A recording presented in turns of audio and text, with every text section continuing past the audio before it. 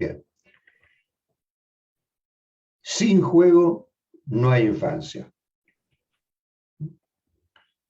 Sin juego no hay infancia. Es un postulado que proponemos aquí, desde la obra que estamos leyendo y analizando. Sin juego no hay infancia.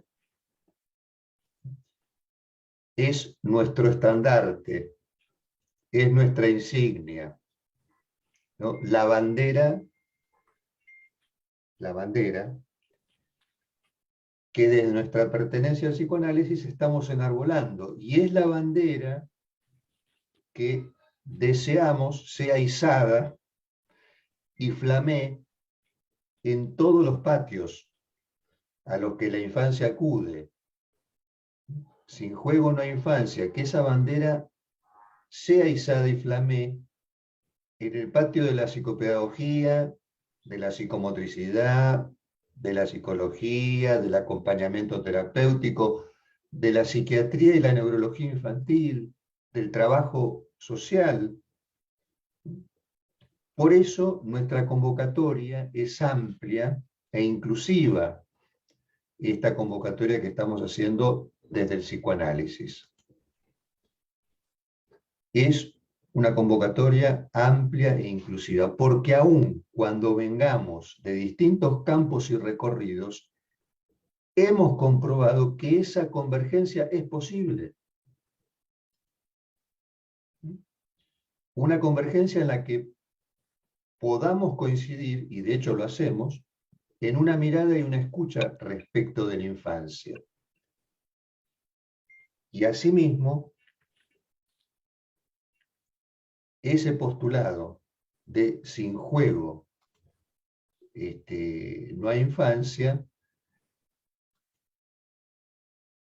ha estado plenamente vivo en nuestros encuentros. Donde hemos tenido la oportunidad justamente de poner a prueba ese postulado en las interesantes viñetas clínicas que hemos compartido con ustedes en este casi año y medio que nos encontramos en el segmento clínico. Entonces, sin juego no hay infancia. Y este año nos toca abordar este capítulo de conversaciones, el segundo capítulo llamado Historicidad y Estructura, un título que decidimos con la doctora de Gainza, porque les cuento a las compañeras que se suman a la lectura de conversaciones muy brevemente, y le pido disculpas a las que ya saben sobre esta historia, sobre conversaciones, que conversaciones se gestó en el 2010. En el curso de ese año, nosotros tuvimos una serie de entrevistas con el doctor Fuckelman, desde enero hasta octubre del 2010, 8 o 9 entrevistas, que dieron pie a esta obra. Ocurrió que, concluidas esas entrevistas, el doctor Fuckelman vio el manuscrito que nosotros habíamos elaborado con la doctora de Gainza, porque ustedes saben que una cosa es hablar y otra es escribir. Y eso lo vamos a abordar este año también, la diferencia que hay entre el habla y la escritura. Y poner en valor editorial lo que alguien habla lleva su trabajo. Nosotros con la doctora de Gainza nos tomamos ese trabajo para hacer una buena corrección de estilo de esas entrevistas que hemos tenido con el doctor Fuckelman. En noviembre del 2010 el doctor Fuckelman leyó el manuscrito, lo aprobó, y ese mismo año, el 13 de diciembre, el doctor Fuckelman falleció, un mes después de haber aprobado el manuscrito, con lo cual nunca tuvo él el libro en las manos, porque el libro recién se editó al año siguiente, en el 2011. Entonces, la decisión, de todos modos, de los títulos, la habíamos tomado ya en vida de Fuckelman, y él aprobó esta titulación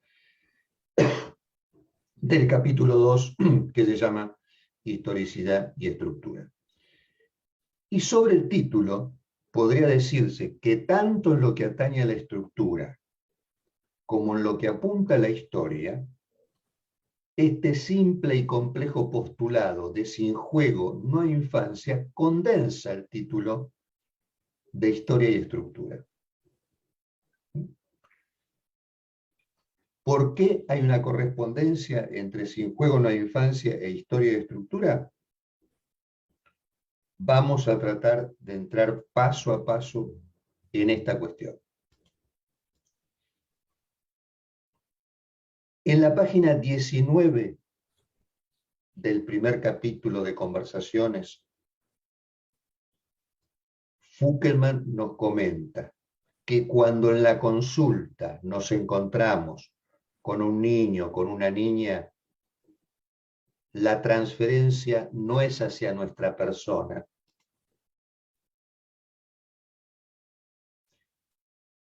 La transferencia no es hacia nuestra persona, la transferencia es hacia el juego.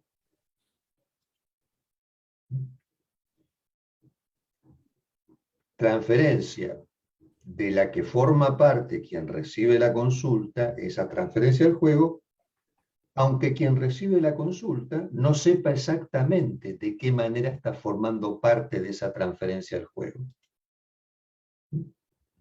Y del mismo modo, podríamos decir, sin saber de qué la estamos jugando, la propuesta y la apuesta es seguir sosteniendo la posibilidad de que sea de jugando. Fíjense que es una apuesta que llegamos a sostenerla sin saber. Entonces, poniendo en juego un saber en falta. Y aún así, apostamos a que es de jugando. Insisto, aunque esto pueda implicar que durante mucho tiempo sostengamos este de jugando sin saber de qué se trata. Y sin saber qué papel estamos jugando ahí, en ese juego. Sin embargo, lo sostenemos. Fukelman justamente enfatiza en esta conversación del primer capítulo que en todo momento, en su encuentro con las criaturas que llegaban a su consultorio, él trataba que esa reunión fuera de jugando. Y que a rajatabla evitaba las intervenciones didácticas, a las que fácilmente uno puede tender, por supuesto, lo cual implica un cierto esfuerzo a mantenerse a distancia de esas intervenciones didácticas y seguir sosteniendo que es de jugando. Y él decía, es habitual que quienes atendemos niños tendamos a tener ese tipo de intervenciones, pero de ahí la recomendación, la sugerencia, si nosotros aceptamos esa consigna, que sea de jugando, es, bueno, no intervenir didácticamente, porque eso de alguna manera va en contra de la sorpresa, ¿no? Va en contra de la sorpresa y va a favor de ciertas intervenciones que pueden ser lo que a vos te pasa es tal o cual cosa, ¿no? Como si uno supiera. ¿Eh?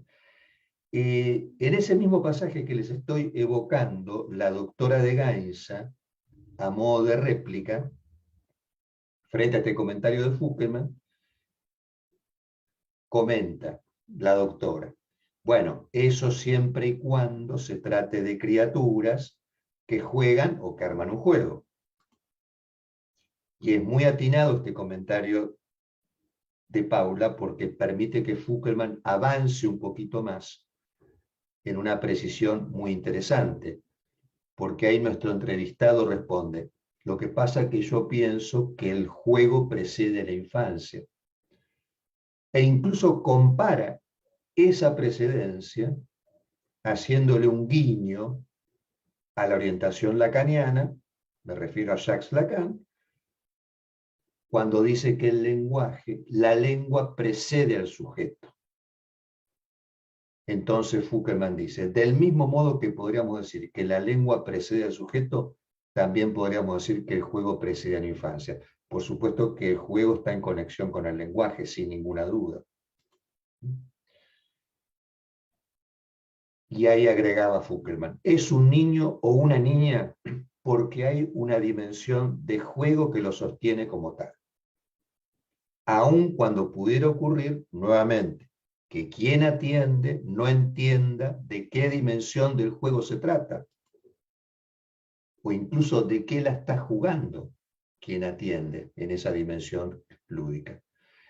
Entonces ahí la doctora de Gainza, sigo citando el pasaje del primer capítulo,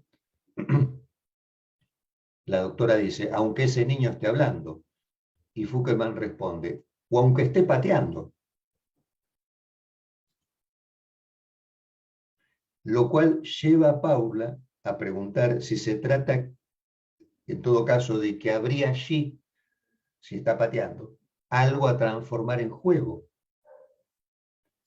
A lo cual Fuckelman responde que no tiene que transformarlo en juego. No se trata de que uno lo transforme o de que el niño lo transforme en juego, sino decirle a la criatura simplemente que está jugando. Y allí nuestro entrevistado comparte una experiencia de consultorio que no deja de sorprendernos sobre una nena que llega a la consulta porque justamente pateaba. De repente le daban ataques y la nena comenzaba a patear. Fuckelman no nos da muchas precisiones respecto de ese caso. No nos da muchas precisiones incluso cuando dice que mientras mantenía entrevistas con los padres, a él se le ocurre, pero no lo comenta, en ese primer contacto con los papás, cuando escucha a los padres se le ocurre que cuando los padres le dicen, la nena patea, lo que se le ocurre es que la nena estaba constreñida en el intestino parental. El de la madre o el del padre.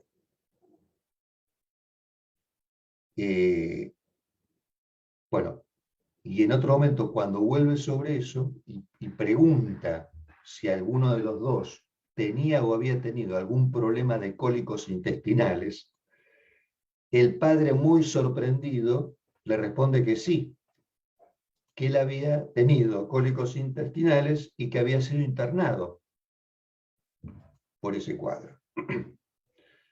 Luego, tampoco sin dar demasiados detalles, Fuckelman nos comparte que empieza a hablar con la niña, ya en la consulta, en el encuentro de él con la criatura, comienza a hablar respecto de los agujeros negros.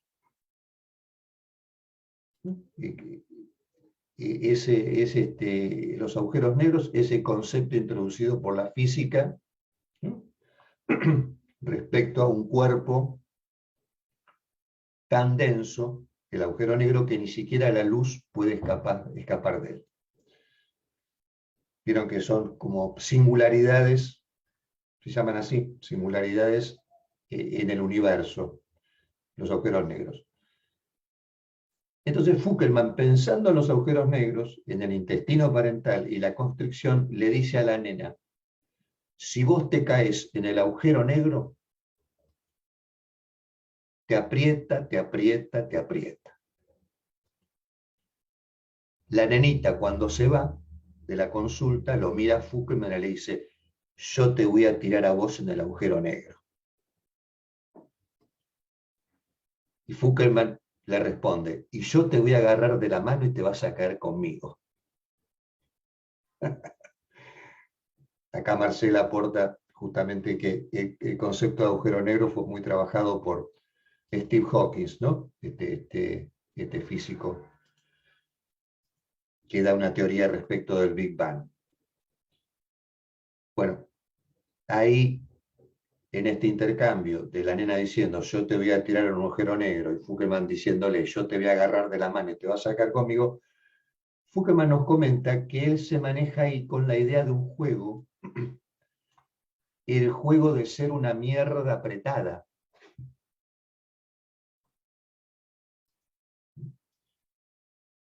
Vamos a jugar a eso, a que somos una mierda apretada. ¿Y qué nos pasa cuando somos una mierda apretada? Quizás pateamos, ¿no?, para salir. Y duele.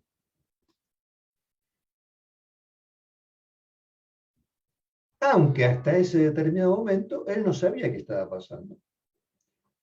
Y entonces, que se ponga en juego implica la posibilidad de otro tipo de inscripción, de aquello que la nena estaba tratando de leer, lectura que habitualmente los nenes y las nenas efectúan con su propio imaginario corporal. El imaginario corporal lee el de las criaturas y muestra, en esa lectura del imaginario corporal, muestra en la escena. Entonces, que un niño o una niña estén jugando, supone que se entienda, en principio, que se trata de un juego, y para que esto suceda, el reconocimiento tiene que venir del lado del otro con mayúscula. Yo acá les pido disculpas a quienes se han integrado en nuestra reunión por introducir el otro con mayúscula, pero después les voy a pasar la reunión que tuvimos el año pasado, que se la dedicamos al concepto del otro con mayúscula.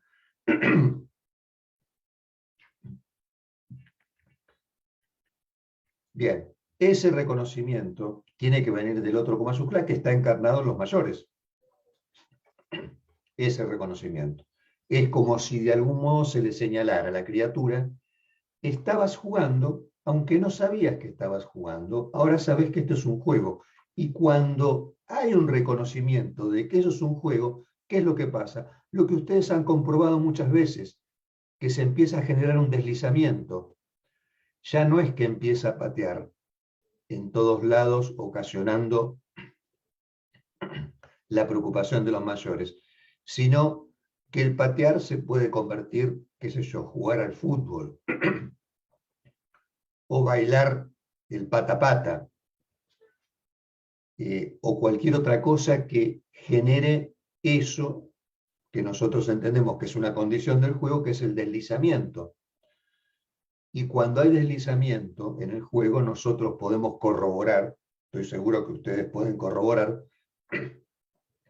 cómo el juego, cuando se instaura como tal, genera un apaciguamiento, una pacificación y una satisfacción.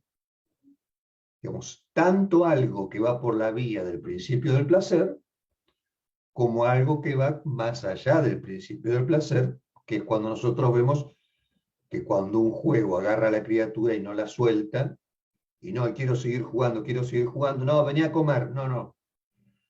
Incluso se demoran hasta para ir a hacer pis, porque el juego los capturó. Tan pregnante es cuando el juego se instaura como tal. Una nota a pie de página. Ustedes seguramente habrán leído u oído hablar sobre el estructuralismo, esa corriente que se puso en boga sobre todo después de la Segunda Guerra Mundial, ¿no?, de la mano de la lingüística, de la antropología, ¿no?, Jacobson, Lévi-Strauss, Lacan, luego Foucault, ¿no? El estructuralismo se propone como esa perspectiva que más bien reduce las preguntas sobre el origen. No se ubica ahí tanto en preguntar la causa, el origen, sino que hace referencia al lenguaje para situarlo como una estructura que ya está allí. El lenguaje como una estructura que ya está allí en la antesala del sujeto, como decíamos antes, precediéndolo. Así como decimos, el juego precede la infancia, el juego ya está allí. Y esta manera de considerar el juego parece apuntar a la sincronía de una estructura. Y atención, porque sincronía no quiere decir simultaneidad, ¿eh? Acá sincronía lo que quiere decir es que hay un sistema en el cual las partes que están configurando el sistema toman valor por la relación que mantienen entre ellas. Entonces, una sincronía, más bien para quienes les gusta la música o han estudiado, uno podría decir, en la partitura hay una sincronía, cuando hay una armonía, cuando hay 3 o 4 notas que suenan al mismo tiempo y que nos entregan una estructura armónica, por ejemplo. Entonces, considerar el juego de esta manera apunta a la sincronía de una estructura, de algo que está puesto en su lugar. Y si ustedes se prestan al desafío, ¿no?, que propone nuestro estandarte, ustedes hacen funcionar ese dispositivo incluso sin saber de qué modo funciona. Pero puesto en su lugar, ese dispositivo funciona. Después nos encargaremos de descifrarlo. Y en realidad esa es la tarea nuestra, esa es la disciplina rigurosa a la cual debemos entregarnos. Porque hago una aclaración acá. Nosotros podemos aceptar esta consigna, ¿no?, sin saber de qué modo funciona el dispositivo, puesto en su lugar, lo hacemos funcionar. Pero ahí nos quedamos. Y vemos que hay resultados, hay efectos, pero la propuesta nuestra va un poco más allá. Es fatiguemos la disciplina de analizar también la cuestión de estructura que está jugando ahí. Y para eso se requiere una rigurosa disciplina. A veces una disciplina que se supervisa. Cuando ustedes piden una supervisión, ¿justamente para qué? Bueno, para que quien escucha les recuerde que hay una estructura que está operando en la experiencia que ustedes han tenido, que es singular, esa experiencia, por supuesto, es única, pero que en esa experiencia única podemos encontrar ciertos elementos que mantienen una constancia y que se ponen en correspondencia con la concepción que nosotros tenemos del sujeto de la infancia. Entonces, no abandonemos la reflexión sobre la estructura, y para eso se requiere que nosotros nos entreguemos a esa disciplina rigurosa, ¿sí?, de una lectura, ¿no? Digo, no solamente una entrega nuestra de lo que no sabemos cuando escuchamos o cuando nos ponemos a jugar, sino también una lectura nosotros de lo que estamos escuchando y una inscripción de lo que escuchamos. Les decía que este simple postulado, simple y complejo, como son los juegos, ¿no?, porque todo juego que ustedes observen en las criaturas es simple y es complejo, encierra una complejidad. Les decía que este simple y complejo postulado de sin juego no hay infancia condensaba el título del capítulo 2. Sin entrar en muchos detalles, que los hay, por supuesto, hice referencia a lo que de estructura podía considerarse del lado del juego. Ahora bien, ¿y esta conexión entre infancia e historia, cómo la podemos pensar? Por lo pronto, infancia e historia evoca el título de un libro, que quizás muchas de ustedes lo conocerán. Si no lo conocen, se los recomiendo. Un libro de Giorgio Agamben que se llama Infancia e Historia, Destrucción de la Experiencia y Origen de la Historia. Giorgio Agamben, que no es psicoanalista, es un filósofo italiano, pero que tiene un acercamiento. Miguel, después podrías anotar bien el nombre Sí, del por libro y del supuesto, autor. sí, Dale. por Sí, supuesto, sí. les envío, esperen que ya se los anoto.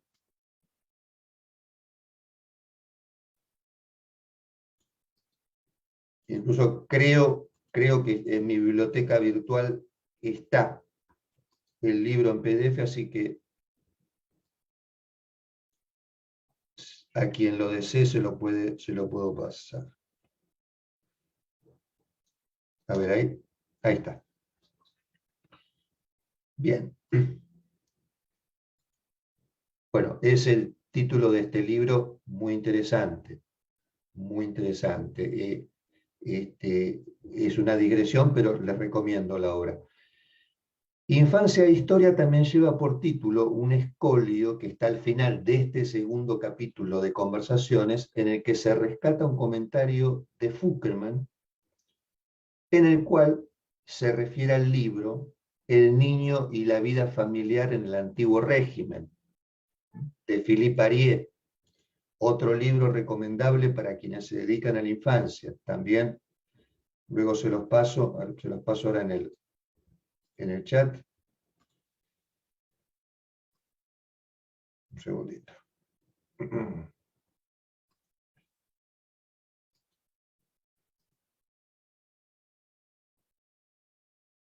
Infancia e Historia, de Philippe Ariès.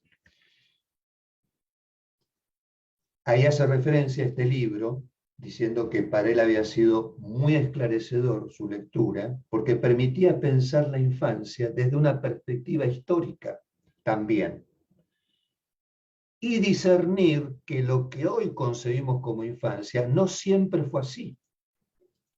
Esto tiene su importancia. De hecho, podríamos decir, el niño que ustedes encuentran, el niño o la niña, en la escuela es efecto del discurso pedagógico de, digamos, de ese origen que tuvo en Francia, con la escuela laica, y que ese discurso pedagógico que se consolida en el siglo XIX. Y ahí aparece un sujeto que antes no estaba, que es esta infancia. La infancia escolar no existía. Es efecto de un discurso, esa infancia. Y también la referencia a la infancia y a la historia viene indicada en el inicio de esta obra, Conversaciones, por algo más, porque para quienes tuvimos la oportunidad durante muchos años de supervisar la clínica de la infancia con el doctor Fuckerman o escuchar sus viñetas clínicas, las que él aportaba, nos resultaba muy habitual que Fuckerman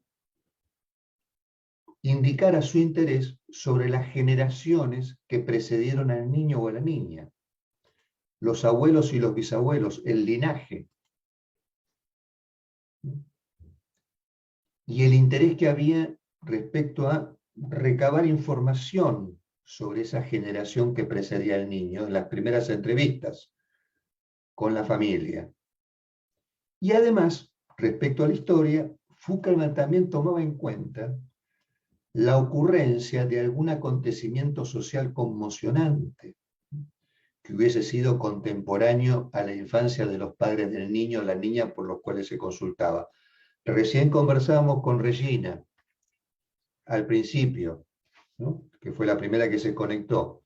Regina me comentaba, Miguel, en diciembre, Daniela y yo estuvimos recibiendo, Daniela aquí presente, y yo, una demanda realmente sorprendente para el mes de diciembre, que nosotros sabemos que tradicionalmente para nuestra labor es un mes en el cual la demanda más bien tiende a disminuir, porque está asociada al ciclo escolar. Sin embargo, Regina, o sea, Daniel y yo empezamos a recibir demandas de consultas por la infancia en diciembre. Y conversábamos con Regina que seguramente eso tiene alguna relación con la conmoción social de estos 2 últimos años, en Colombia y en Argentina. Y lo que estamos como corroborando como los efectos postraumáticos, diría, sobre los mayores más que sobre la infancia. Y si los mayores están mostrando los efectos postraumáticos de una conmoción social, evidentemente lo que queda comprometida es la infancia.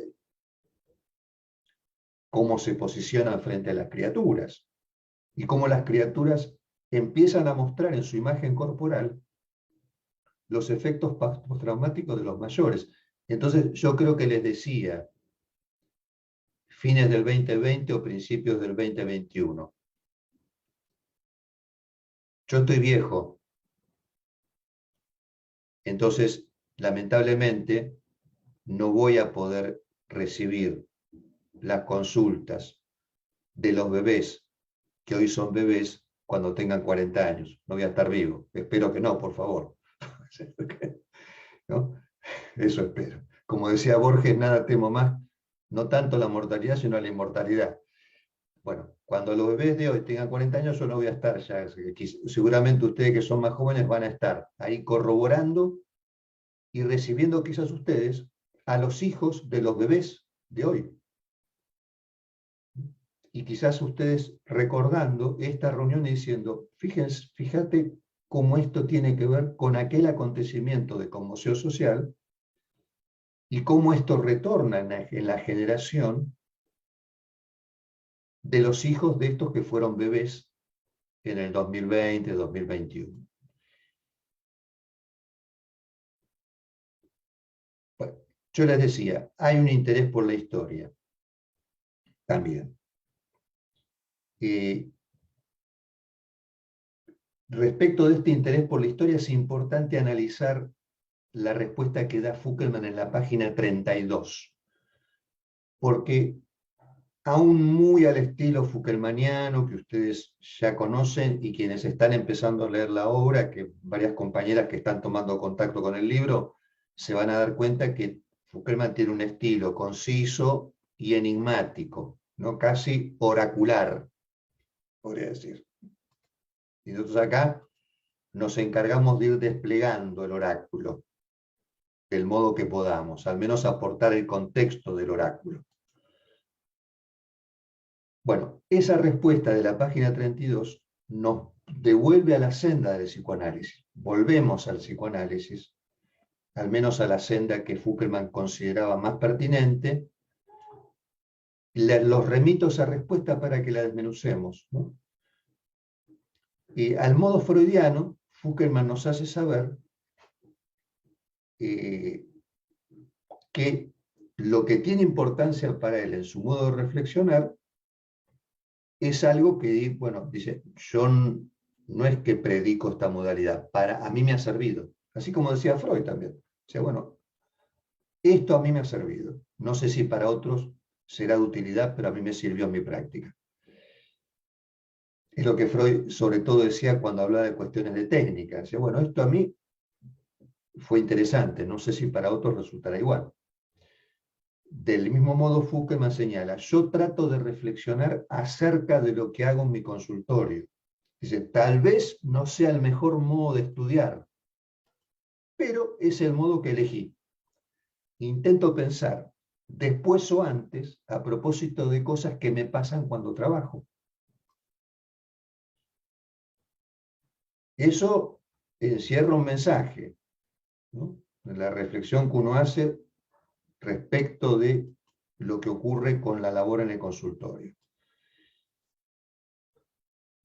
Digo, porque parece haber una sutil alusión ahí, que es toda una definición, sobre quien recibe la consulta formando parte del concepto de inconsciente y teniéndose inconsciente un estatuto ético. ¿Por qué digo estatuto ético? Voy a tratar de simplificarlo. Cuando aludo al estatuto ético del inconsciente, estoy queriendo decir que el inconsciente es relativo. El inconsciente es relativo al deseo de quien recibe la consulta, relativo al deseo de ustedes. También relativo a quienes buscan la consulta, esas personas que llegan para consultarlas. El inconsciente es relativo en la medida en que puede realizarse como saber de una manera o de otra. Mientras no esté realizado, está en suspensión, indeterminado, pero también sujeto a un deseo de realizarse. Por eso es un saber en falta, porque es un saber que va a advenir, está en suspenso. Y fundamentalmente, ustedes y yo no somos observadores en la consulta. Si me permiten decirlo así, somos escuchadores, no observadores. Escuchadores de dichos en la consulta, escuchadores del juego en su articulación con la infancia. Y un escuchador, si se puede decir así, es un oyente de los dichos del paciente, es decir, un oyente de alguien que padece y un oyente de quejas, principalmente. Volviendo a la respuesta que nos da Fuckerman sobre la historia, es realmente llamativa porque cuando nosotros le preguntamos sobre la historia, que nos consta que él siempre ha hecho alusiones en las consultas o cuando nos transmitía algún recorte clínico, ha hecho alusión a la historia. Por ejemplo, en Argentina decía, bueno, yo pregunto, claro, si este nene nació cuando fue la guerra de las Malvinas, en esa época, un hecho de conmoción social para Argentina, o si el papá de este nene nació en la época del terrorismo de Estado, acá en Argentina, eso lo tomaba en cuenta. Pero, decía, lo tomo en cuenta, pero le decía yo, recordaba también que nuestro interés no se limita a la historia porque nos vemos confrontados en nuestra práctica con ciertos eventos, ciertos fenómenos, repetición, inversión, reincidencias, reacción terapéutica negativa, eventos que solo son posibles de abordar y articular teniendo en cuenta la estructura y no la historia. Entonces hay nuevamente nuestro interés por la estructura, porque ocurren eventos en el consultorio que trastocan la noción que tenemos del tiempo. Cuando hay repetición, cuando algo parece que estuviera presente, cuando en realidad ya ocurrió, pero sigue estando presente y no deja de repetirse, no deja de presentarse. Cuando descubrimos que alguien concurrió para curarse y en realidad no quiere curarse. Y nos damos cuenta. Entonces, ahí Fuckerman hace una alusión lingüística, nos llama la atención porque recurre a la lingüística aludiendo a la sincronía y a la dicronía. Las remito a ese pasaje del segundo capítulo.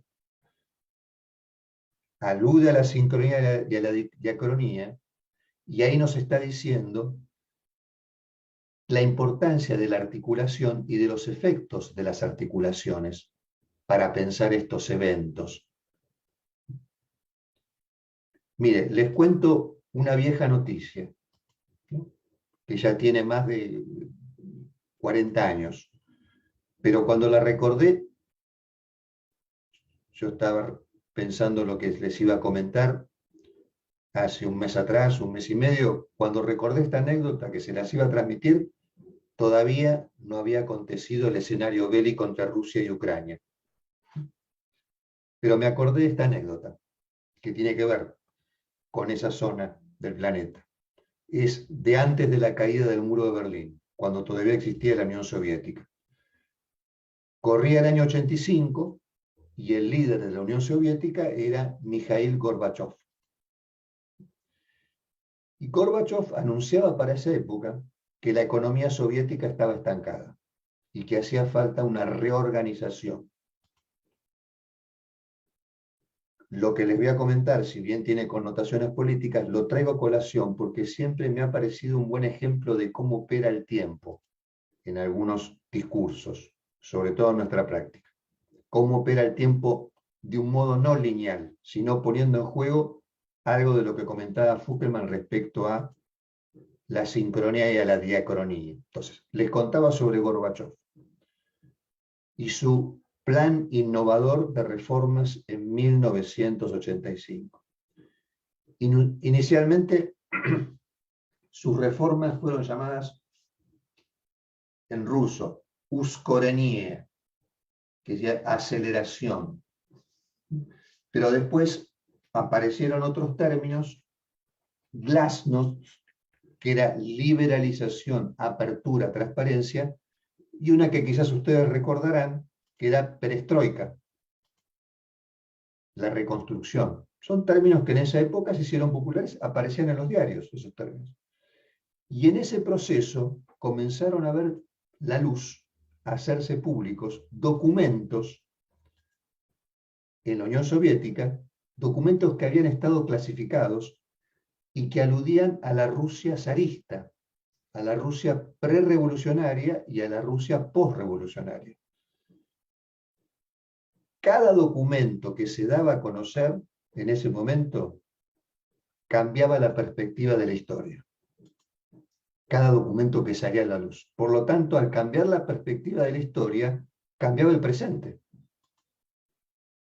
Por eso, en esa etapa del gobierno de Gorbachov, se decía, escuchen esto con atención, que en la Unión Soviética lo más imprevisible no era el futuro, sino el pasado. Y ustedes dirán, pero ¿cómo? Si en realidad lo más imprevisible... No, lo más imprevisible es el pasado. Entonces notarán que esta referencia alude también a la historia, pero que toca algo concerniente a la estructura, a cómo ciertos discursos que operan como una estructura producen un ordenamiento, ¿no?, en el que ciertas relaciones se restablecen, se reorganizan, entonces empiezan a operar ciertos efectos. Noten cómo en el ejemplo este de la perestroika, pasado, presente, futuro, quedan alistados en una sincronía.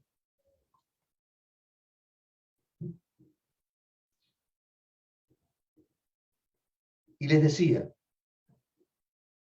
lo que hoy concebimos como infancia no siempre fue entendido así.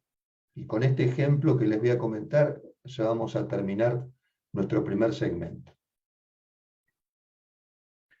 No siempre la infancia fue como la concebimos actualmente. Y ahí también vemos cómo la emergencia de ciertos discursos van disponiendo lazos sociales, así como efectos de inclusión y de exclusión. Recordé algo que quizás a ustedes les puede resultar interesante si no lo saben. Entre 1770 y 1830, en Inglaterra y en el país de Gales, fueron ejecutadas 7.000 personas por la pena capital. En el curso de 60 años, el Estado ejecutó 7.000 personas, casi 120 personas por año. Realmente una muestra de austeridad, ¿no?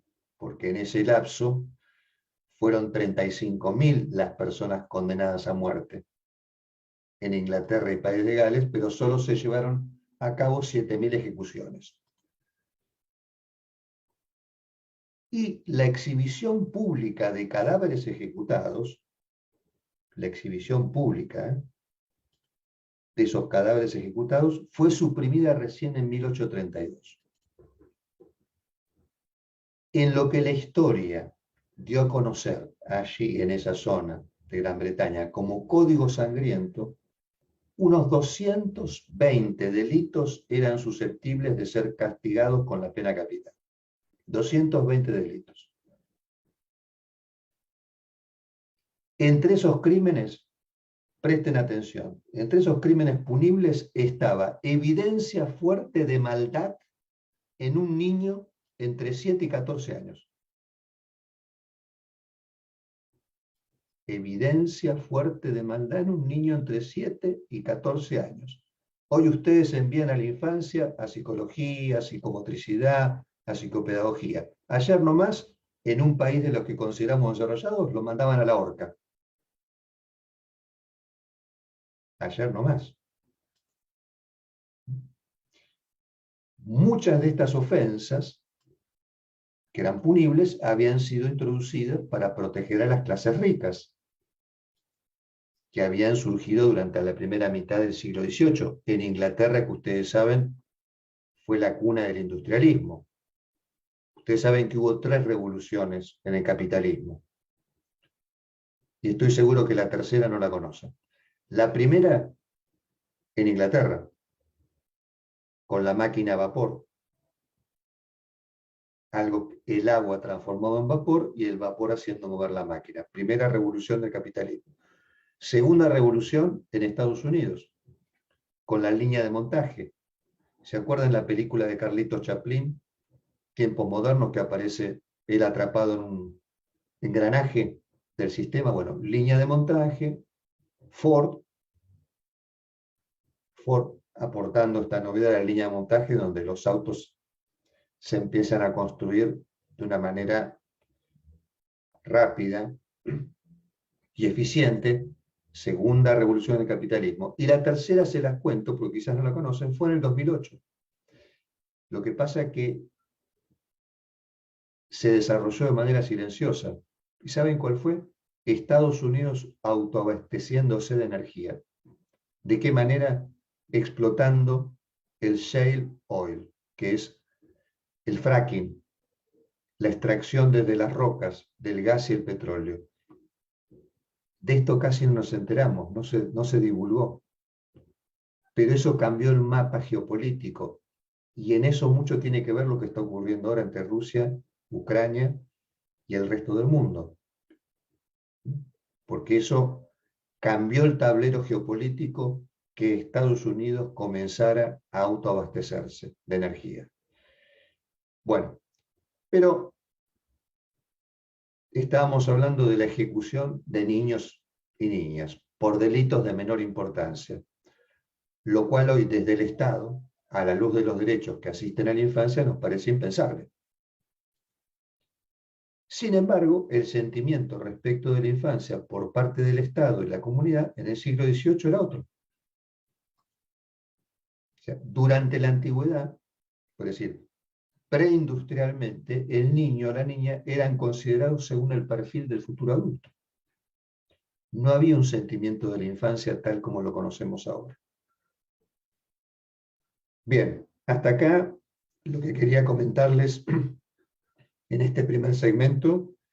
Si les parece, hacemos un break entre 5 y 10 minutos, así sedimentamos lo que hemos conversado y después nos entregamos libremente a la conversación de lo que ustedes quieran aportar. ¿Parece bien? Bueno, yo detengo la grabación entonces y nos encontramos en 5 o 10 minutos. Gracias.